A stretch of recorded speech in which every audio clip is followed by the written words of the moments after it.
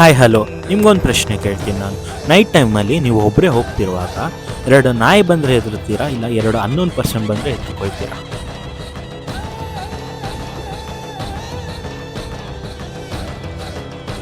Supreme ಕೋರ್ಟಲ್ಲಿ ಇದೇ ತಿಂಗಳು 11ನೇ ತಾರೀಕು ಡೆಲ್ಲಿಲಿರೋ 20 ಲಕ್ಷ ಡಾಗ್ಸ್ನ ಶೆಲ್ಟರಲ್ಲಿ ಹಾಕಬೇಕು ಅಂತ ಒಂದು ಆರ್ಡರ್ ಬಂದಿದೆ. ಓಕೆ, ನಾನು ಒಪ್ಕೊಳ್ತೀನಿ, ಒಂದು ವರ್ಷದಲ್ಲಿ 5,000ದಿಂದ 20,000 ರೇಬಿಸ್ ಕೇಸ್ ಕೂಡ ಬರುತ್ತೆ. ಅದೇ ಥರನೇ ಒಂದು ಆಕ್ಸಿಡೆಂಟಿಂದ ಒಂದು ರೋಡಲ್ಲಿ 1,22,000 ಜನನೂ ಸತ್ತಿದ್ದಾರೆ. ಅದೇ ಥರನೇ ಡೆಲ್ಲಿಲೇ ಏರ್ ಪೊಲ್ಯೂಷನಿಂದ 2 ಲಕ್ಷ ಜನ ಸತ್ತಿದ್ದಾರೆ. ಇದನ್ನೆಲ್ಲ ಬಿಟ್ಬಿಟ್ಟು ನಾವು ನಾಯಿ ಕಚ್ಚಿದೆ ಅಂತ ಮೇನ್ ಇಂಪಾರ್ಟೆನ್ಸ್ ಕೊಡ್ತಾ ಇದ್ದೀವಿ. ಓಕೆ, ನಾಯಿ ಕಚ್ಚಿದೆ ಅಂದರೆ ಅದಕ್ಕೆ ಡಾಗ್ಸ್ನ ಹಿಡಿಯೋ ಬದಲು ಅದಕ್ಕೊಂದು ವ್ಯಾಕ್ಸಿನೇಷನ್ನು ಮತ್ತು ಒಂದು ರೇಬಿಸ್ ಇಂಜೆಕ್ಷನ್ಸ್ ಕೊಟ್ಬಿಟ್ಟು ಅದ್ರ ಫ್ರೀಡಮಲ್ಲಿ ಅದನ್ನ ಬಿಟ್ಟರೆ ಆಗುತ್ತೆ.